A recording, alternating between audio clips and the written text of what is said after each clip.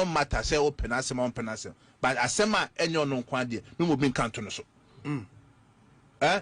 Strong rumor that the situational rumor me cast me body ya penifo bo nya ye trance election ye to about Saturday by 8 p.m. they won the results na ko eko if I nipa di bi kwa no almost so say kanadwena Saturday na nadwena no ko wonjin only clear nem ka say there bi you were in that meeting. I was in that meeting am ka say there bi mon twen because your constituency bi ha ye nyanwi if anything kwa yen ko next day Kenesa kwa kama that day na kanadwena no ka ojitum. So but the rationale behind it is that there are not tension a war on memoir. Now I got to aba no who said be one dim kunim. Oba braka say okay. And the memo man why the tension back to my course amount for akuma betu amount mo share TV or more bibi how or more drum man ye basabesi be si Ghana ho boni ba be si Ghana ho. It was in good spirit. And at that meeting, no, omo kind of about me too. Media me wo gidie e wo nyame mo akamfo mo na mobu mo be mo se aboa oni dua no nyame e na pra ne ho.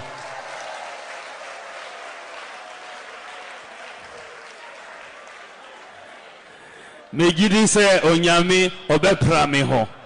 Me gidi se nyame be pra me ho. Ladies and gentlemen of the media, following yesterday's presidential and parliamentary elections, Ghanaians at home and abroad have been sitting on tenterhooks awaiting the outcome of the election. Let me say that the data from our own internal collation of the election results indicate that former President, His Excellency John Dramani Mahama, has won the presidential election decisively. The NDC has also won the parliamentary election, even though we await final collation for a number of seats. However, I believe ultimately that these will not change the overall outcome.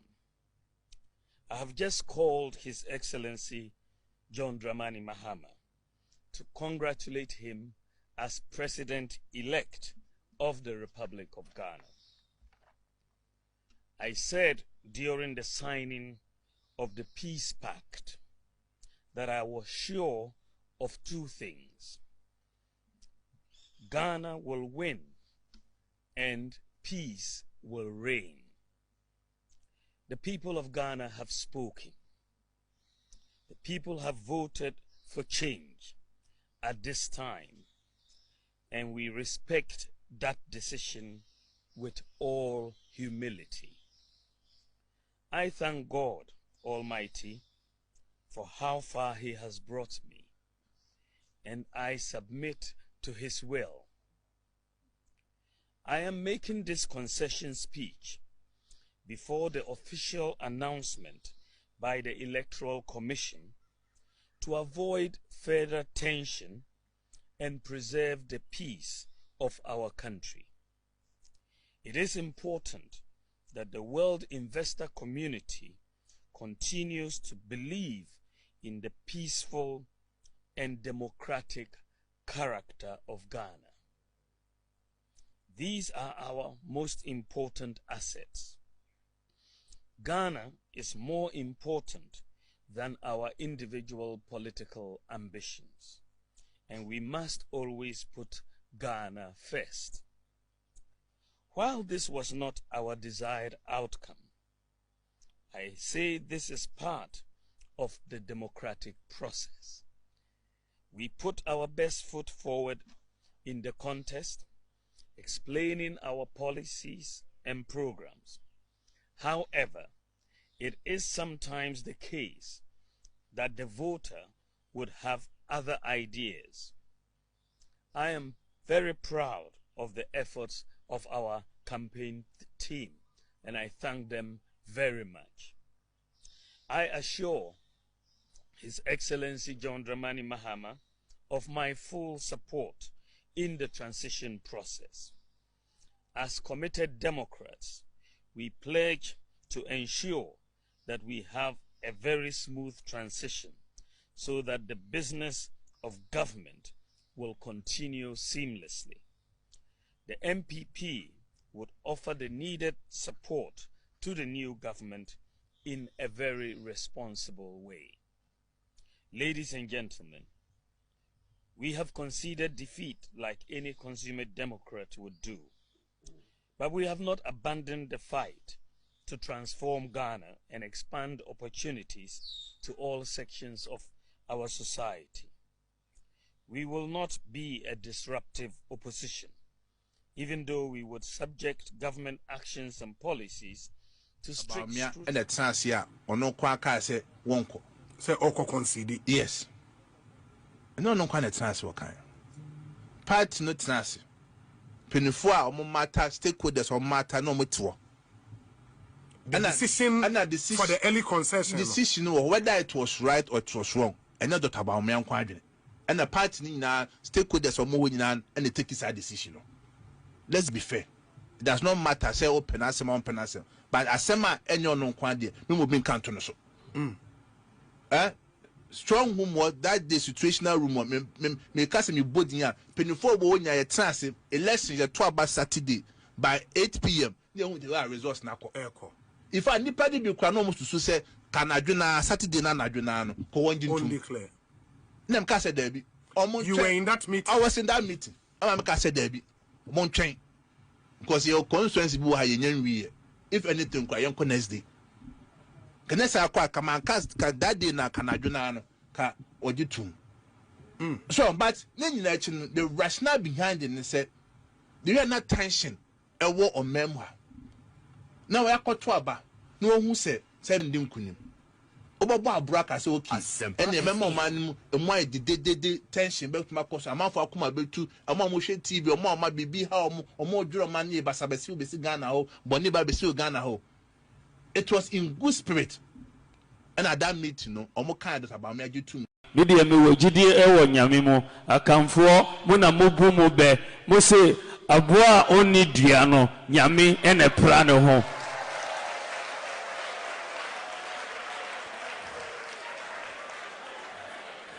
Megidi se onyame obepra me ho. Megidi se nyame bepra me ho.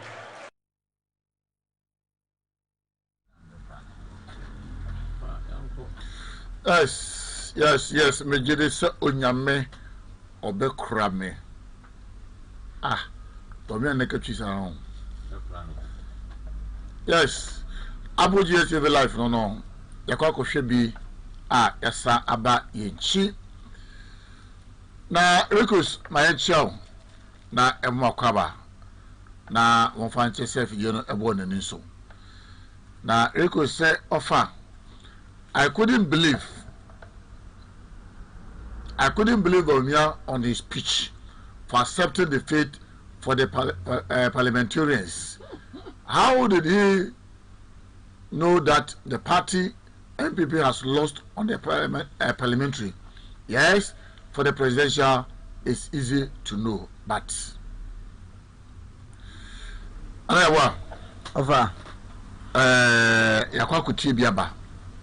so far, the TE Bawumia, a bra about to another chair, or consider defeat no, and the general secretary of the party, Kachari.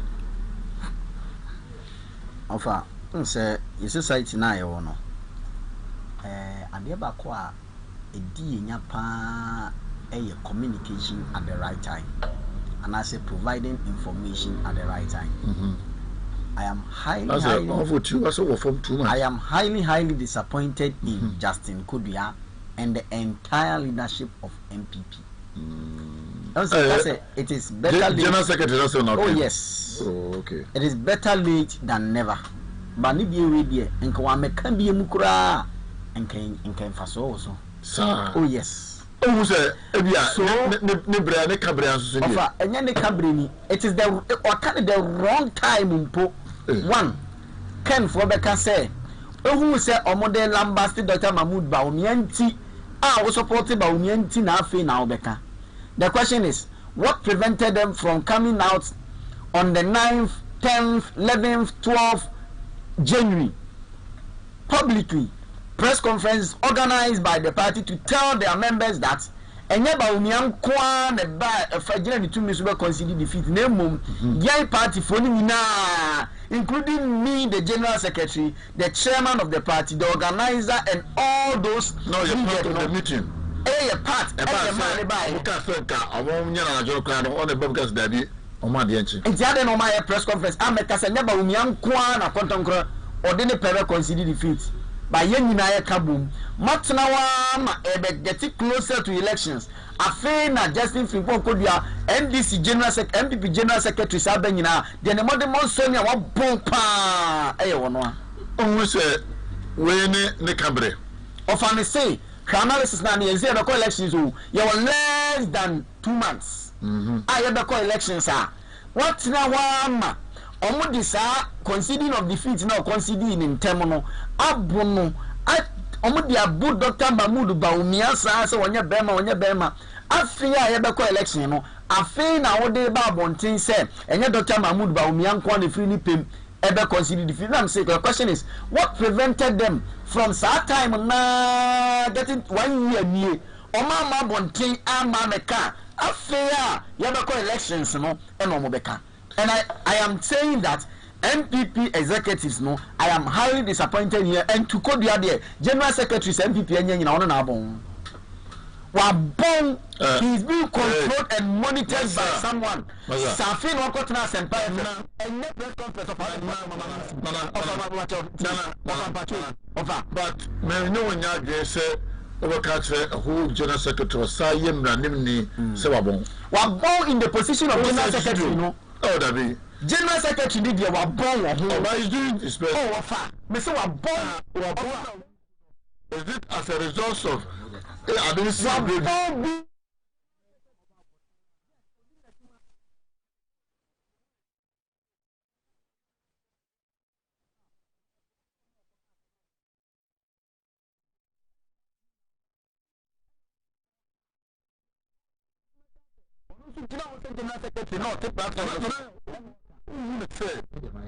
Admessing though almost share sa campaign as no you funny do on ma on that point no hit former vice president no on what hit no you but hit one hit no so dem ranya maya obi campaign no o di futi preocupe enka da bi ejajo for mama say kunya afa no me the message them message say Madison say koso nemo nyane kure na say the city no but as a good and well organized general secretary no or train money brand ba a interview no granted to a radio station and when na work it will be say a host no mum and omo nkomodie mu no so bia wutie the full tape na okobi says na ya be say see ya in his response no e must for about family da se pa of one say contribution was no ka say a host minimum ne ko bisa no they say it might be of a T and I was saying to say a be campaign message.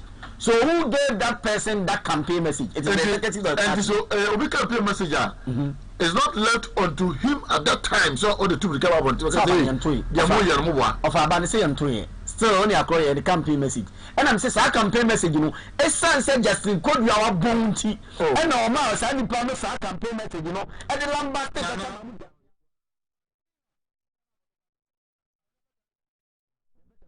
Now, then come with me organize a press conference after said Dr. Mahmoud Bawumia conceded defeat, you know. What did the prompt for that press conference no? Because no, so every press conference should be prompted by something. People were that campaign now I have message, you know. None of the flag bearers. Me also so omuji bejina to one to say conceded Kennedy Moneka. And Kennedy Nankasa as a flag bearer.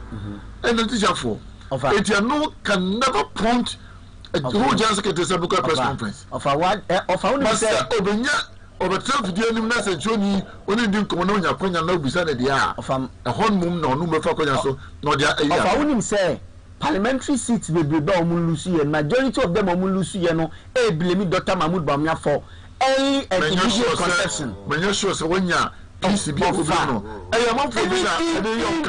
even in the press conference say me say parliamentary cry NPP ya read okay or see a lose parliamentary and that is what happened.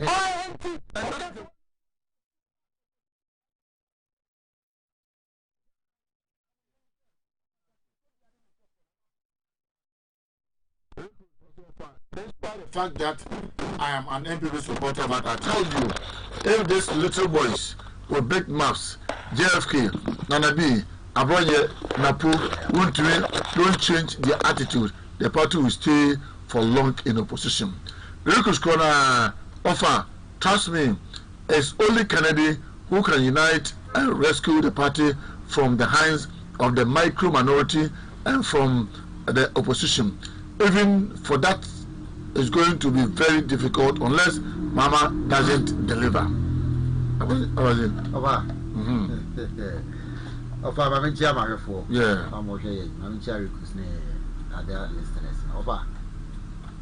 Yeah. And some became say ma Cassia Nana, your boy say, oh, can I know it you? I am in Casa or interject here.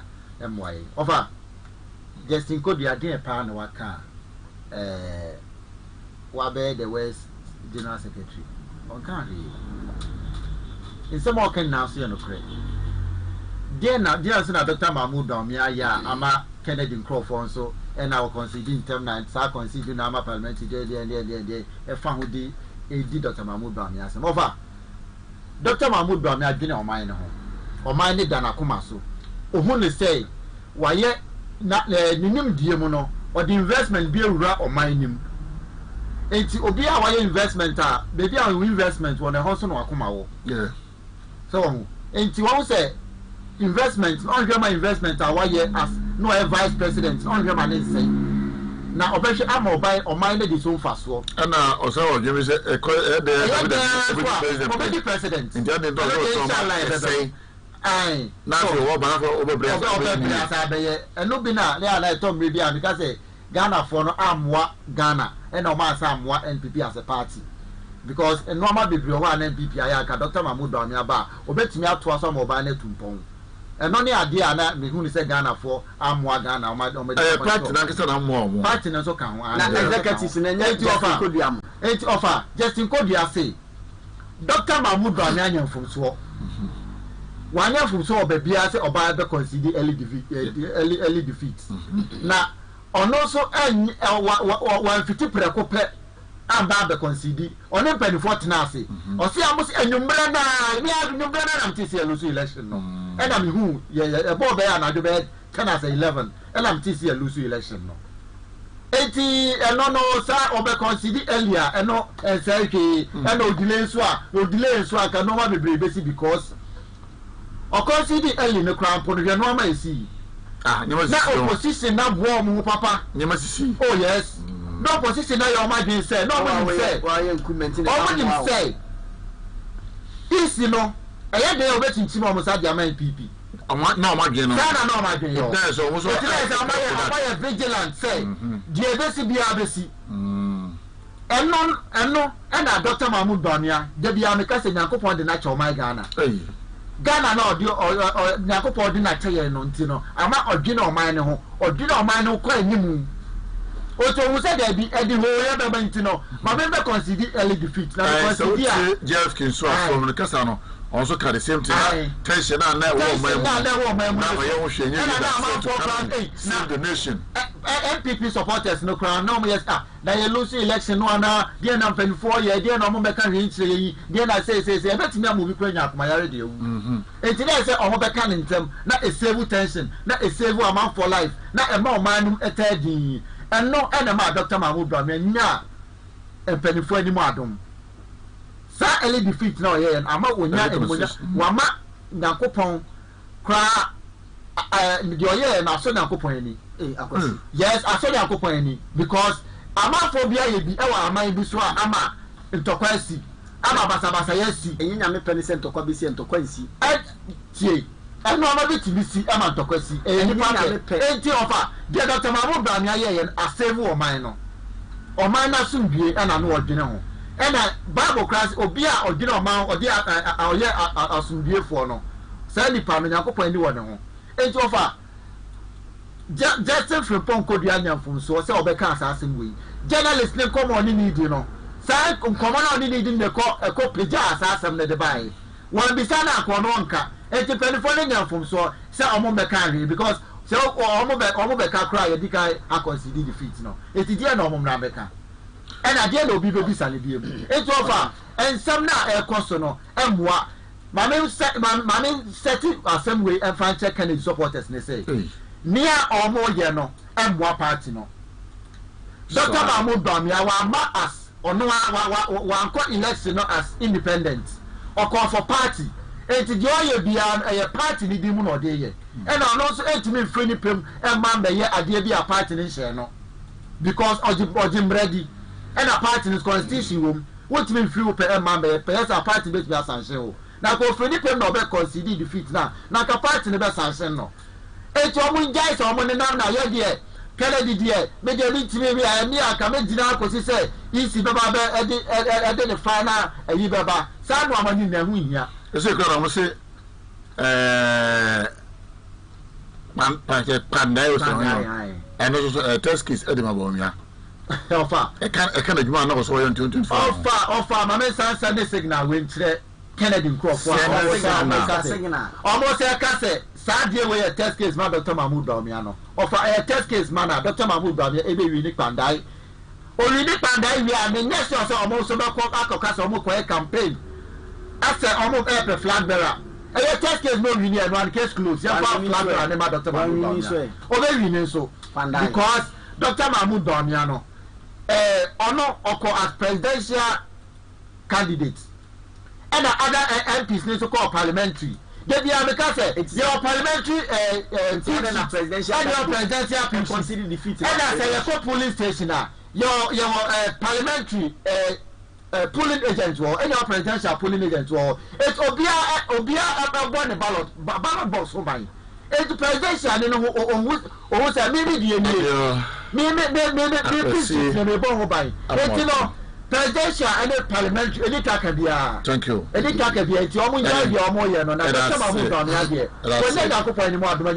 thank you offer but before then Eric also say offer don't you foresee that Bawumia is in the party to do the dirty job for the NDC? I'm trying to believe assuming Ketia's words that Bawumia is one of us, that is the NDC. Yes, I think the party has to shine their eyes. Hey, sir, Regos. Where am I? I'm for no going to papa. You're there. I'm going down with pa. Now, let's check Grace Abankwa. Or then crab by with the first one, not Chiaye.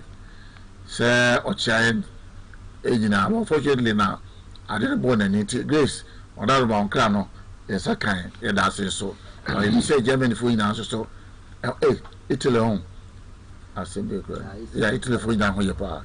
No, offer your first now, young call the second video. Father Marcos International, no, no, sorry. Ya to Pandai, enya MPs Makumaku 8 terms nina NDC afemu 5, MPP afemu 3. 3 no the team we can be ana. There's a ya to 8 MPs and I really Pandai 8 sessions nina bi oko 2 terms we say no 8 sessions nina no NDC we count 8 NDC will move 5 MPP will move 3 Jaba 8 one no dey say agu 7 NDC 5 MPP 2. So it tells you that Pandai is not a favorable ground for MPP. Of a Martin in Dam, we are very good. So we are Pandai. My uncle MC Ahobra. You are maybe there be see Bawumia say me so Mr. Mr. Opami we only me personal jama. Okay. You know, like a hot and Kesa Fontina. Yeah. But by of my question is say why should a presidential aspirant consider defeat Emma parliamentary aspirants? Say the GD say parliamentary ni nyina so yare. Okay, he said it. And no na me chire say sa press conference now it wasn't well structured organized press conference. And the general secretary also can say now design a press conference at the Mao presidential aspirant and what bon MC Ayonko.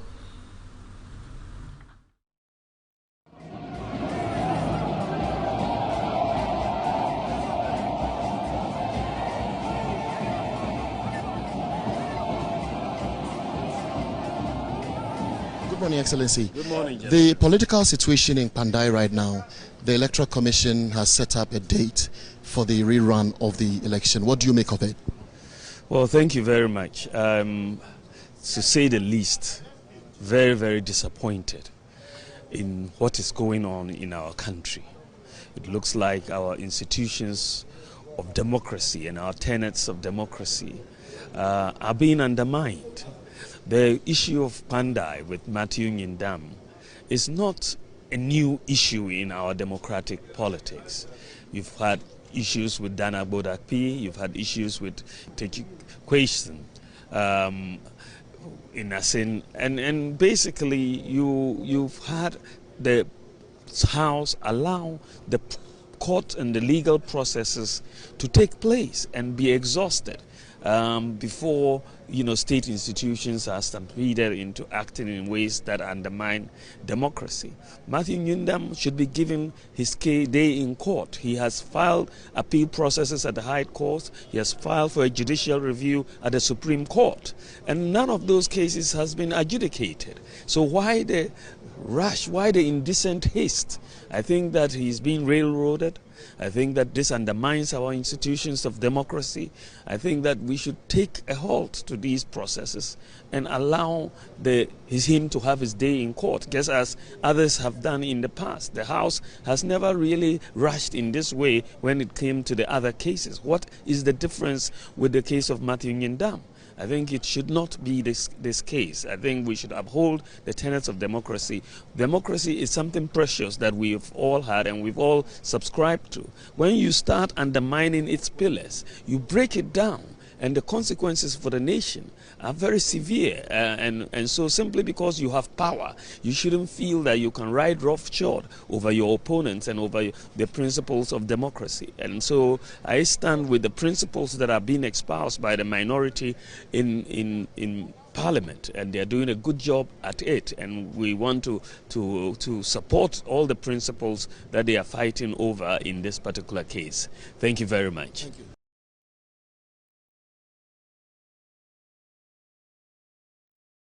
Yes, thank you very much. Thank you very much, Dr. Mahmoud Bawumia. When I say was set a process for the 5 northern regions, no, of course, Savannah and on the Upper West. Now, Anna Okoshia rerun, and as I said for the Mike Kubisans, Urmai, and the piano, what the cost was the same, they said, but they have to be new, the cost was near. And now, no, somewhat tally, court can say, Reverend go so up Pandai no. Parliament for actually come easy. I'm a issue so. Eddie Abase, 30th of this month, a new Sumbium. You got to about Rubium. Hey, and then I'm way. For my camera, Mancasa. Casa or Casano, and you watch them. I said, I near a war court to a court to come 17 years. It took me a coin. Anna, so sure, Martin and Dam are now on MP. As someone to me, and your baby can idea. Over the lives of Dan Abu Dhabi, just question just recent in mind. Your course so, would try a motivation also legal processing in we won't say, dear, Papem and Sana, Ebia, about to offer a course. Where dear, go for the someone within 2-3 weeks, number says, just no trouble. About an state institution, Mona, Mode how a Tomoso. Amazi, yeah. Do you know that there are 2 other places that a runoff is going to held soon, besides Pandai? There are 2 cases currently of different constituencies in court awaiting a verdict to be read. Now, do you work with one? Riku dem say oni NDC for the din komo because NDC for no omo ya na de bia very Christian botom sa omo de nam omo de very na so omo tom na omo de nam because omo nim bia omo pese seat no omo beje no na omo nim de ebesi so asa omo ti court room obi omo ya de pa nti me na no kra no e da court no and I caught no every night ready now nim jama no can I go for one man na already the bus on to your call you see and to open now ready I start say button your friends somebody na dey offer normal e cost o man mo no offer me who ni say emwa o man no because set Pandai yankoye rerana na dey na si oh I dey na see say there is a litigation. Oh, litigation. That's how mine for MP. Oh, I don't know if you offer. Also, for Nakasa, Mabuna press conference. No video on my regional minister. I could share a Mabuno and for all say, a Sromo, Redano, a Mofano coup. Now, some Maka Mabunia and never to me the chaos about. Now, for the me the chaos about now, Redani didn't me for chaos. Oh, okay. On the Redani to bet me the chaos about my men said almost say, Redani bet me the chaos about. And to court now, or Tenasi, a boas assem no power and offer. But offer 2012 petition now, a course no. Offer, what's ye verdict ne by ye now? Nanado Danko Kupaduka say, verdict no on Tiasi, but on the court didn't he? This one just you. Oh no, but for the sake of government, or my no assume being Wajatu. Offer. Now, court no in somehow they buy, judges in some of the buy, you know. Now, actually say, mana NPP, I say, so almost they can't cramp on an intimate figure. No. Now, they think that we say no mana, Nipano, Qualis, and the Nipano the court, no, a mana all crown for no. See, the police station now. Why now you say all no? See, they can't name man who cry until me not figure no. I didn't think court to finally sir because the president there, Juma. And I'm not tip on the president. That's now Mokaso or the portion be and a call and a court no that in a man on Yanokre. Sir. By the way, John Kwame, John say policy focus on development. Dr. Bawumia emphasis on policies that promote economic growth, digital innovation, and infrastructural development resonate with voters seeking tangible change.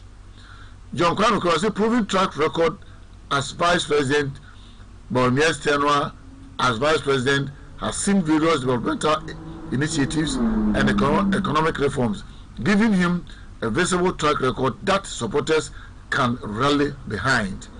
John Kwame Nkrumah said, or say, Dr. Bawumia is highly regarded for his expertise in economics and monetary policy, which appeals to voters seeking a candidate with a solid understanding of economic management. John, as I try to say, Dr. Bawumia is known for his articulate and convincing communication style, which helps him connect with a wide range of constituents and articulate the party's vision clearly. We are John Kwame Judu. John Kranao, I samu. I went to first one woman say Kwame. John says, Dr. Bawumia's reputation for integrity, competence, and dedication to public service boost his image as a credible and trustworthy candidate.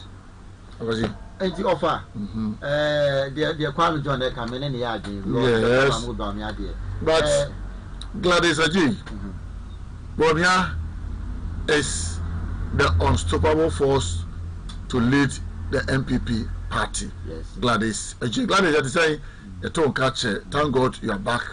Yes, with a winning family. And the offer, Pandai case need the offer. I want to say, and then you hear me, who can campaign. Now, something you couldn't find one to do, and about me to have been a washer, and some found one in the cabin, and I'll put my show, and so what I said, on your way, a year or so, or one son who could have when I'm quite so again. Offer. But offer. Say court ne say young Correrana, Yati. Rerano, Omobeko, Hatino Crapono. What I can remember to Haruna, Haruna, Mustafa also, Deputy Secretary. Aye, was a court in Sydney. Court in Sydney. Was a part in Sydney. Almost almost court to come over the hot man. Almost the court to the Tanko computer say, almost your campaign. Go for your campaign. Now, Mujan Secretary, yes. Me akwara mo hobi ya kwa campaign asamasi ya grow fogu ho echi so be a peace be bantino ya koko ka che so bia fa sumdie enter community before be ko mani ma ko mu de asie so aba back I don't what to do next and your friend no credit because yes you know hard thing because hard thing because election coin easy by na edika election coin easy the time no election coin easy until say court the beba no say or the stay of execution no and I say or grantee ama omo dia afa court no omo be court no am be so anua omo nya here omo ko to say on the 18th or so aha and then two cases nya no next 6 years or so na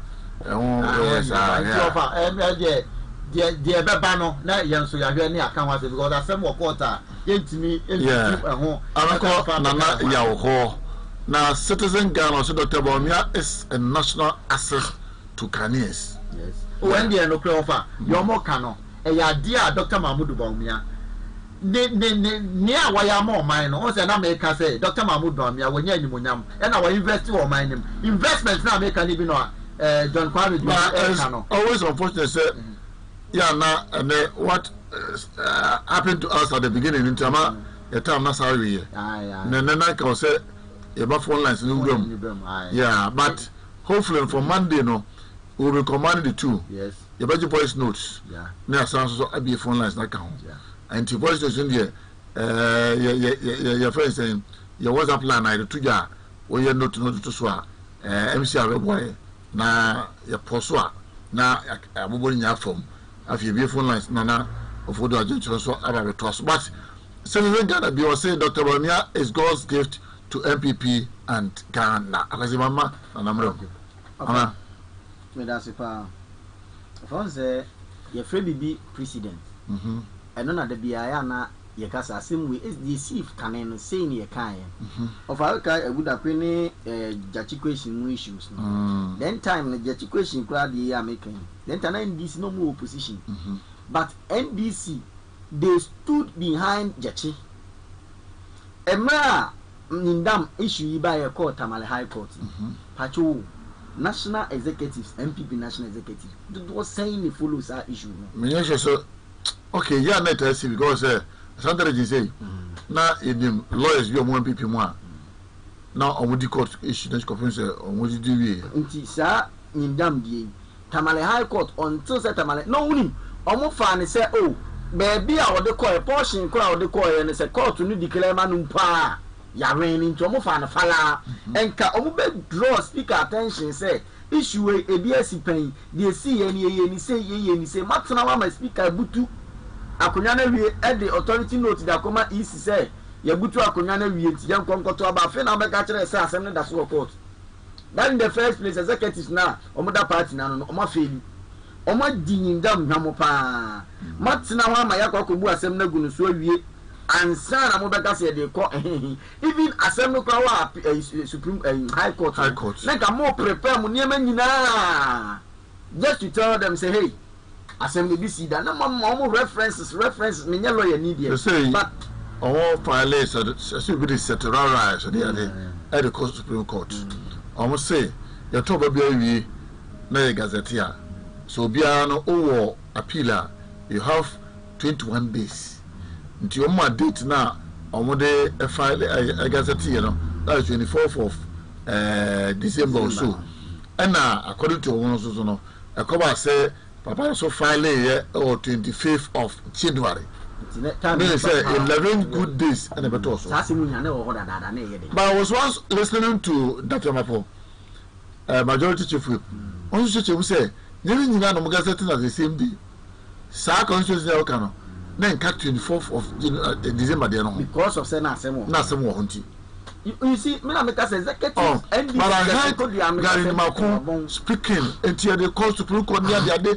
I asked myself, until Tama a court, High Court Tamale. Yeah, Mukoya and Mudia Chukuma. Weren't you aware, sir? Na on and vindicated at the beginning. And I would in the course. A man who could do that. You see, I make a Nina Baby General say, offer to be a general secretary for a particular party. No, you couldn't come. Another would bring us some power. I know couldn't come as more of a day, open sheet in any Pandai pin sheet in general pin sheet in for parliamentary. No, Osha, Martin in Dam. Any Daniel Insagra Wakre, and a Donko Elik Nipani. When me and son contest here, say Nipa me and son contest election. Now say on the face of the pin sheet, you know, agents now omujina oma collation taking place in say 2. Pende omu signature was what. There we said that pin sheet, you know, acceptable. Yes. But you, what's now among the 3 in the candidates, you know, agents ba coupe. Aspirant now who in here, no, who agents in the sign here. You were not able you were not able to even convince Nipanonia 104. No? So, election dynamics may be taking place. By the way,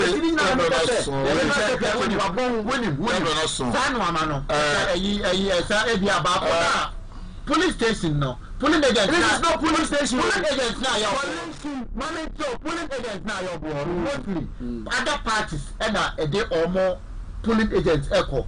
Parties no. Otimi other. So what is the guarantee? Said other police agents.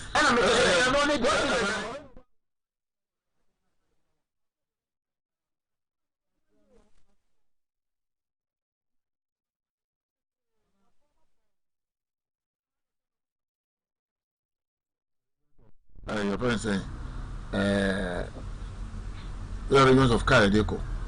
Of how them jitum.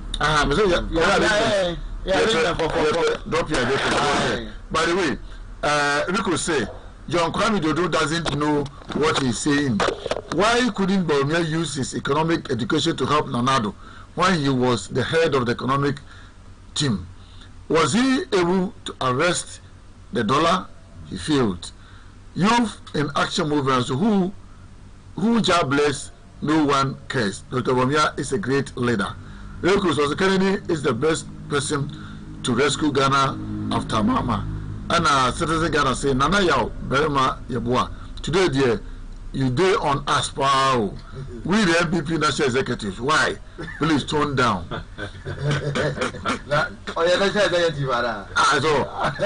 Citizen Ghana. I'm your citizen. Nana, let you see, you're nasty. Nianko, we check a cabin with us about fire. Number 1 college of fair was Sante Mantemo, Georgia Pia collection, Sister Brana Gentile Papa, Apuji transport to say car party, Brown, women in the course, so you're saying there, you're going to say, and I must say, and circumstances, no, a different to Fanche.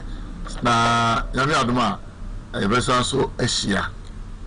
Bio, yes, Asia. I can't promise you this evening, but thank you. Yes, Chief Executive Producer Danny Jr. and Chief Technician got the boot. Now I have Emma.